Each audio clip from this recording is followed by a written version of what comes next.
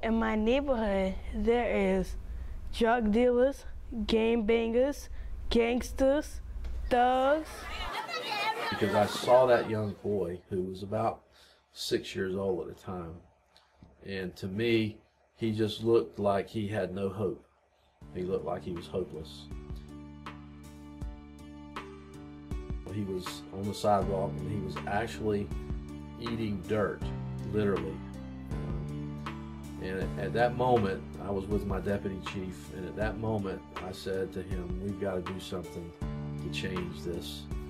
And that's really where Camp Hope started. Very proud to be a part of Camp Hope. It was developed by the Mosaic Group, which emanated from Diversity Leadership Institute through Furman University. And so the 7 of us in this group, Mosaic, determined how we would do that, how we would fund it.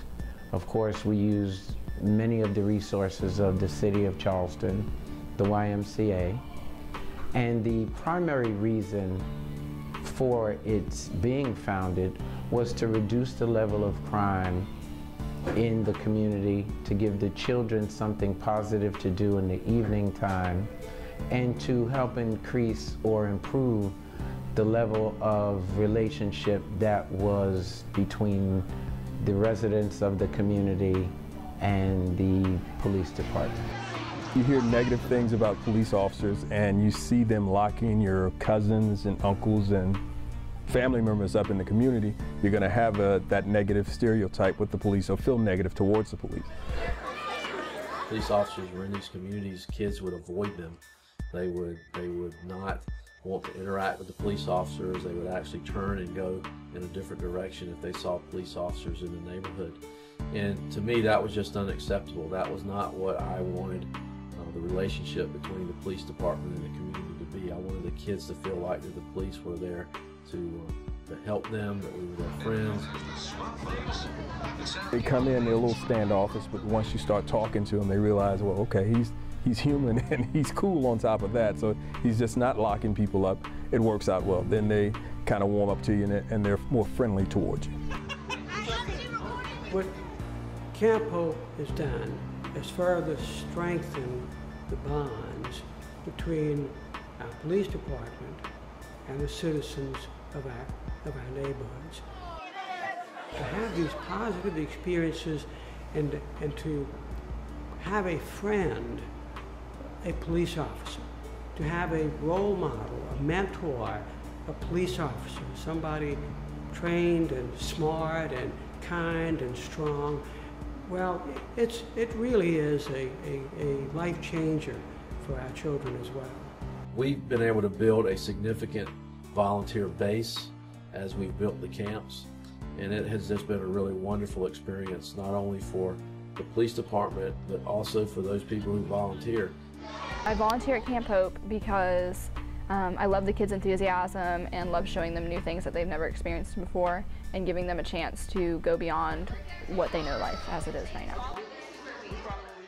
I like the volunteers that come to Camp Hope. It's always good to have a 16, 17, 18-year-old child to be volunteers and camp counselors, because it's something, it's a person that's close to their age that they can relate to. So they like that atmosphere, somebody that they can sit down and talk with and learn from and also look up to at the same time. One thing that I like about Camp Hope is that we go on a lot of field trips. I think the children, many of whom live on the peninsula, all of whom live on the peninsula, have not had the opportunity to be exposed to that aspect or that view of Charleston. The kids experience new things that they've never seen before, and getting to experience that with them, it's really neat to watch them grow through those things. We only have them a couple hours a night, so what they're living day to day is more than any child should ever see. So we're trying to give them that, I guess, that peace away from home, but when you go back home, it's back to reality for them. All of these things are important because what it does is it gives the kids that are in some very tough neighborhoods who have been challenged historically with generational violence. It's given them an opportunity to see that they have an opportunity, that they do have hope. If the only goal was to take 50 underserved children off the street and give them a positive place to be during the course of a summer evening, to me, that would be enough. But that's not been the only goal, and that's not been the only end result. What it is that Camp Hope is doing, and that is developing the youth of today to be the adults of tomorrow.